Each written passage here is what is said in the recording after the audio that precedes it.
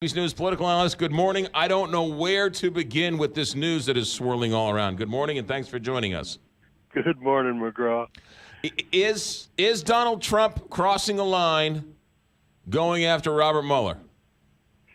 Donald Trump is crossing a line about every 10 seconds. He's the most disruptive force ever to hit Washington.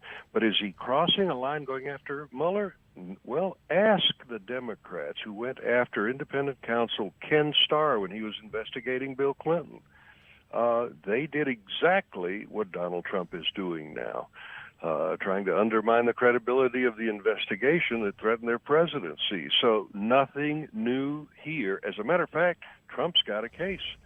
It wasn't Donald Trump who recommended firing Andrew McCabe, the number 2 guy at the FBI. It was the FBI's own Office of Professional Responsibility. He lied under oath about leaking to the press. Well, yes, but he is certainly taking the lead in that. So I don't know if, no, Twitter wasn't around, but I don't know if Bill Clinton was sort of calling for Mueller or Ken Starr to be fired.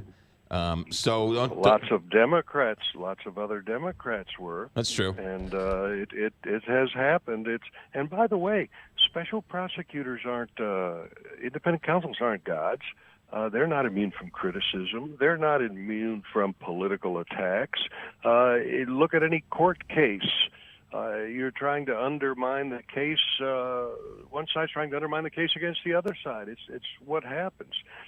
What's different about Donald Trump is that his presidency is hidden behind this cloud of tweets and distractions, and there are concrete accomplishments out there that this president has: a growing economy, strengthening national defense, doing something about border security, good judges being appointed. There are a lot of things you could point to that Donald Trump has actually done a good job, and it's all hidden behind this stormy cloud of tweets and political conflict, so we never see his presidency. Well, but you would agree that's his fault.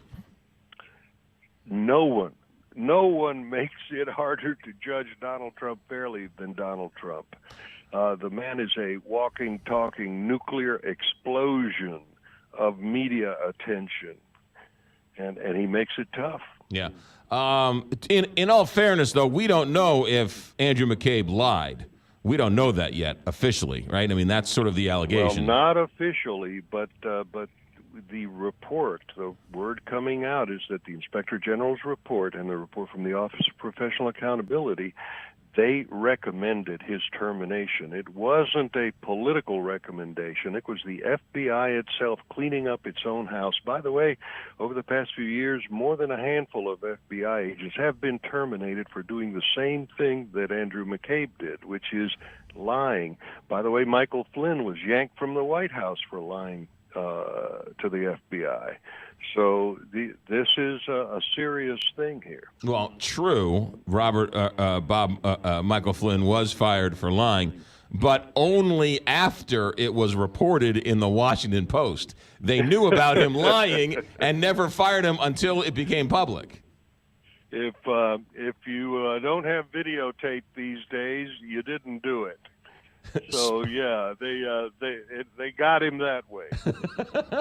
Speaking of videotape, Stormy Daniels' attorney is sort of floating the idea that there are videotapes and pictures and evidence. How worried that there was a crime there. No one cares that he was sleeping with a porn star and then paying her off before the election. But what about a crime, and how worried should people be about that?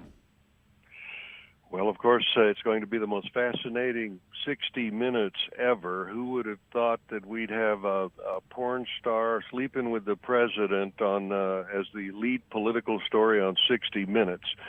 But did the president threaten Stormy Daniels himself? Did he try to extort her from being quiet? That's not clear. Now, others may have. It's a question of the attorneys who dealt with her, and I think that's where you'll see it end. As far as I can tell, I think Donald Trump is probably pretty proud. Hey, look at the good-looking babe I got.